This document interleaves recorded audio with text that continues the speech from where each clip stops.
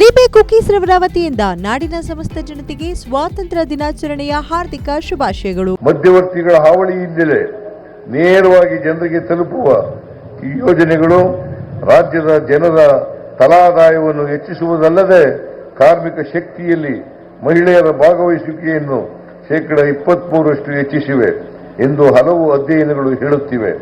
ನಾವು ಶಕ್ತಿ ಯೋಜನೆಯನ್ನು ಜಾರಿಗೊಳಿಸುವುದರ ಜೊತೆಗೆ ಸಾರಿಗೆ ಇಲಾಖೆಗೆ ವಿವಿಧ ಮಾದರಿಯ ವಾಹನಗಳು ಸೇರಿದಂತೆ ಒಟ್ಟು 5,049 ಹೊಸ ಬಸ್ಸುಗಳ ಖರೀದಿ ಮತ್ತು 8,473 ಸಿಬ್ಬಂದಿಗಳನ್ನು ನೇಮಕ ಮಾಡಿಕೊಂಡಿದ್ದೇವೆ. ಕರ್ನಾಟಕವು ಈಗ ತಲಾದಾಯದ ವಿಚಾರದಲ್ಲಿ ಮೊದಲನೇ ಸ್ಥಾನದಲ್ಲಿದೆ. ತಲಾದಾಯದಲ್ಲಿ ಕಳೆದ 10 ವರ್ಷಗಳಲ್ಲಿ 101% ಪ್ರಗತಿಯನ್ನು ಸಾಧಿಸಿದ ರಾಜ್ಯ ನಮ್ಮ ಕರ್ನಾಟಕವಾಗಿದೆ. 2013-14ರಲ್ಲಿ ಸ್ಥಿರ ದರಗಳಲ್ಲಿ 1,01,858 ರೂಪಾಯಿಗಳಷ್ಟಿದ್ದ ತಲಾದಾಯವು 24-25ರ ವೇಳೆಗೆ 2,04,605 ರೂಪಾಯಿಗಳಿಗೆ ತಲುಪಿದೆ.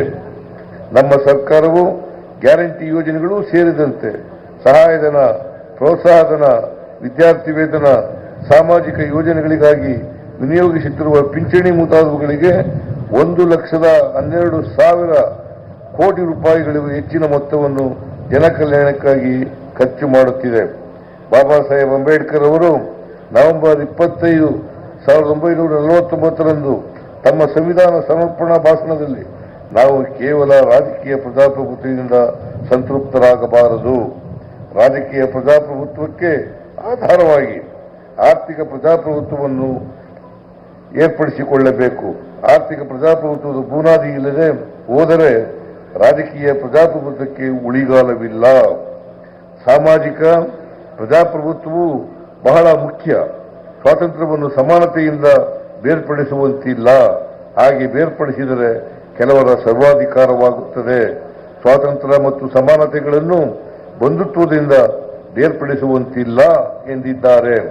ಬಲಾಢ್ಯರು ಮಾತ್ರ ಬದುಕಬೇಕು, ಉಳಿದವರು ಗುಲಾಮರಾಗಿ ಬಲಾಢ್ಯರಿಗಾಗಿ ದುಡಿಯಬೇಕು ಎನ್ನುವ ಮನುವಾದಿ ಸಿದ್ಧಾಂತದ ಮಾದರಿಯೇ ಸಾಮಾಜಿಕ ಡಾರ್ವಿನ್ ವಾದ. ಈ ಮೃಗೀಯ ಸಿದ್ಧಾಂತಕ್ಕೆ ಎದುರಾಗಿ ಅಸಹಾಯಕರಿಗೆ ಮೊದಲು ಆದ್ಯತೆ ಸಿಗಬೇಕು ಎನ್ನುವುದು ನಮ್ಮ ಸಂವಿಧಾನ ವಾದ. ಆದ್ದರಿಂದ ನಾವು ಸಂವಿಧಾನದ ಉಳಿವಿಗಾಗಿ ಪಣ ತೊಡೋಣ. ಜನರ ಬದುಕಿನ ಸ್ಥಿತಿಗತಿಗಳನ್ನು ಅರಿತುಕೊಳ್ಳಲು ಹಿಂದುಳಿದ ವರ್ಗಗಳ ಆಯೋಗದ ಮೂಲಕ ಸಾಮಾಜಿಕ, ಶೈಕ್ಷಣಿಕ ಸಮೀಕ್ಷೆ ಮಾಡಲು ತೀರ್ಮಾನಿಸಿದ್ದೇವೆ. ಸಮರ್ಪಕವಾದ ಅಂಕಿಅಂಶಗಳು ಮಾತ್ರ ಜನರ ಬದುಕಿನ ಗತಿಯನ್ನು ಬದಲಾಯಿಸಲು ಕಾರಣವಾಗಬಲ್ಲವು. ನಮ್ಮ ಮೊದಲ ಆದ್ಯತೆ ಅಂಕಿಅಂಶಗಳ ಸಂಗ್ರಹ. ಆ ನಂತರ ರೂಪಿಸುವ ಯೋಜನೆಗಳಲ್ಲಿ ವಿಶೇಷ ಪ್ರಾತಿನಿಧ್ಯ ಕೊಡಬೇಕಾಗುತ್ತದೆ. ಹಾಗೆ ಮಾಡದಿದ್ದರೆ ನಾವು ನಮ್ಮ ಸಂವಿಧಾನಕ್ಕೆ ಹಾಗೂ ಸ್ವಾತಂತ್ರ್ಯ ಹೋರಾಟಕ್ಕೆ ಅನ್ಯಾಯ ಮಾಡುತ್ತಿದ್ದೇವೆ ಎಂದು ಭಾವಿಸಬೇಕಾಗುತ್ತದೆ. ಈ ಹಿನ್ನೆಲೆಯಲ್ಲಿ ಪರಿಶಿಷ್ಟ ಜಾತಿಗಳಲ್ಲಿ ಒಳ ಮೀಸಲಾತಿ ಹಾಗೂ ಹಿಂದುಳಿದ ವರ್ಗಗಳ ಸಾಮಾಜಿಕ, ಶೈಕ್ಷಣಿಕ ಸಮೀಕ್ಷೆಯ ವಿಚಾರಗಳನ್ನು ಸರ್ಕಾರವು ಗಂಭೀರವಾಗಿ ಪರಿಗಣಿಸಿದೆ. ಕಳೆದ 2 ವರ್ಷಗಳಲ್ಲಿ ರಾಜ್ಯದ ಅಭಿವೃದ್ಧಿ ಮಾದರಿಗೆ 250ಕ್ಕಿಂತ ಹೆಚ್ಚಿನ ಪ್ರಶಸ್ತಿ ಪುರಸ್ಕಾರಗಳು ಲಭಿಸಿವೆ. ಇಂಡಿಯಾ ಜಸ್ಟಿಸ್ ರಿಪೋರ್ಟ್ ವರದಿಗಳ ಪ್ರಕಾರ ನಮ್ಮ ರಾಜ್ಯವು ನ್ಯಾಯ ವ್ಯವಸ್ಥೆ, ಪೊಲೀಸು, ಕಾನೂನು ವ್ಯವಸ್ಥೆ, ಕಾನೂನು ನೆರವು ಮುಂತಾದ ವಿಚಾರಗಳಲ್ಲಿ ಇಡೀ ದೇಶದಲ್ಲಿಯೇ ಮೊದಲನೇ ಸ್ಥಾನದಲ್ಲಿದೆ. ರಾಜ್ಯದಲ್ಲಿ ಉತ್ತಮವಾದ ಮುಂಗಾರು ಮಳೆಯಾಗುತ್ತಿದೆ. ಅಣೆಕಟ್ಟೆಗಳು ತುಂಬಿವೆ. ರೈತರ ಮುಖದಲ್ಲಿ ಮಂದಹಾಸವಿದೆ. ಇಂದಿನ ವರ್ಷಗಳಿಗೆ ಹೋಲಿಸಿದರೆ ಹೆಚ್ಚಿನ ಭೂ ಪ್ರದೇಶದಲ್ಲಿ ಬಿತ್ತನೆ ಮಾಡಲಾಗಿದೆ. 2024-25ರಲ್ಲಿ ಕೂಡ ಇಂದಿನ ಎಲ್ಲ ದಾಖಲೆಗಳನ್ನು ಮುರಿದು ಕೃಷಿ ಮತ್ತು ತೋಟಗಾರಿಕೆ ಉತ್ಪನ್ನಗಳನ್ನು ಬೆಳೆಯಲಾಗಿದೆ. ಹಿಂದಿನ ಸರ್ಕಾರವು ಎಪಿಎಂಸಿಗಳನ್ನು ಖಾಸಗೀಕರಿಸಿ ರೈತರ ಬದುಕನ್ನು ಕಾರ್ಪೊರೇಟ್ ಬಂಡವಾಳಿಗರ ಕೈಗೆ ಕೊಡಲು ಹೊರಟಿತ್ತು. ಆದರೆ ನಮ್ಮ ಸರ್ಕಾರವು ಎಪಿಎಂಸಿಗಳನ್ನು ಬಲಿಷ್ಠಗೊಳಿಸಿದ ಕಾರಣ 24-25ರಲ್ಲಿ 164 ಲಕ್ಷ ಮೆಟ್ರಿಕ್ ಟನ್ಗಳಷ್ಟು ಕೃಷಿ ಉತ್ಪನ್ನಗಳು ಅವಕವಾಗಿದ್ದು 447ರಷ್ಟು ಹೆಚ್ಚಿನ ಪ್ರಮಾಣದಾಗಿದೆ. ಇದು ರಾಜ್ಯದ ಎಪಿಎಂಸಿಗಳ ಇತಿಹಾಸದಲ್ಲಿಯೇ ದಾಖಲೆಯಾಗಿದೆ. ಕಳೆದ 2 ವರ್ಷಗಳಲ್ಲಿ ಬೆಲೆ ಕುಸಿತ ಕಂಡ ಕಾರಣ ಮಾವು ಮತ್ತು ಕೊಬ್ಬರಿಗೆ ಬೆಂಬಲ ನೀಡಿದ್ದೇವೆ. ವಿವಿಧ ಕಾರಣಗಳಿಂದ ಬೆಳೆ ಹಾನಿಯಾದ ತೊಗರಿಗೂ ಪರಿಹಾರ ನೀಡಿದ್ದೇವೆ. ಅಡಿಕೆ ಮತ್ತು ತೆಂಗನ್ನು ಬಾಧಿಸುತ್ತಿರುವ ರೋಗಗಳ ನಿವಾರಣೆಗೆ ಈ ಸಾಲಿನ ಬಜೆಟ್ನಲ್ಲಿ ಅನುದಾನಗಳನ್ನು ಒದಗಿಸಿದ್ದೇವೆ. ನಮ್ಮ ಸರ್ಕಾರವು ಕೃಷಿ ಮೊದಲು ಸರ್ವಕ್ಕೆ, ಕೃಷಿಯಿಂದ ಪಸರಿಸುವುದು, ಈ ಕೃಷಿಯನ್ನು ಉದ್ಯೋಗಿಸುವ ಜನವನ್ನು ಪಾಲಿಸುವುದು, ಈ ಜನಪದದ ಜನದಿ ಹೊಸ ತೆರಳುವುದು ಎಂಬ ಕುಮಾರವ್ಯಾಸನ ಪರಿಕಲ್ಪನೆಯನ್ನು ಅಕ್ಷರಶಃ ನಂಬಿ ಮುನ್ನಡೆಯುತ್ತಿದೆ. ಕೃಷಿ ವಲಯಕ್ಕೆ 2025-26 ಬಜೆಟ್ನಲ್ಲಿ 51,339 ಕೋಟಿ ರೂಪಾಯಿಗಳನ್ನು ಒದಗಿಸಿದ್ದೇವೆ.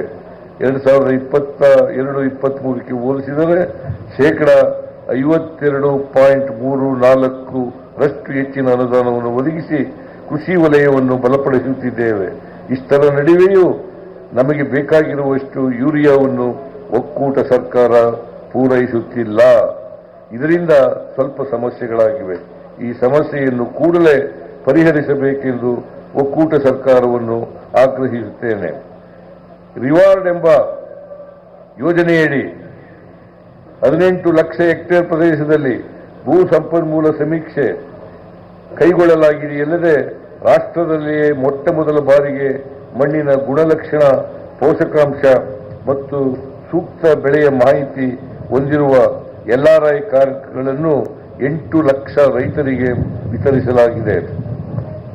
ರಾಜ್ಯದ ಹೈನುಗಾರಿಕೆಯನ್ನು ಪ್ರೋತ್ಸಾಹಿಸುವ ನಿಟ್ಟಿನಲ್ಲಿ ಕೆಎಂಎಫ್ನಿಂದ ಗೋವಿನಿಂದ ಗ್ರಾಹಕರವರೆಗೆ ಎಂಬ ಶೀರ್ಷಿಕೆಯೊಂದಿಗೆ ನಂದಿನಿ ಬ್ರ್ಯಾಂಡ್ನಲ್ಲಿ 175ಕ್ಕೂ ಅಧಿಕ ಗುಣಮಟ್ಟದ ಹಾಲಿನ ಉತ್ಪನ್ನಗಳನ್ನು ರಾಜ್ಯ, ಹೊರರಾಜ್ಯ ಮತ್ತು ವಿದೇಶಗಳ ಮಾರುಕಟ್ಟೆಗಳಲ್ಲಿ ಮಾರಾಟ ಮಾಡಲಾಗುತ್ತಿದೆ.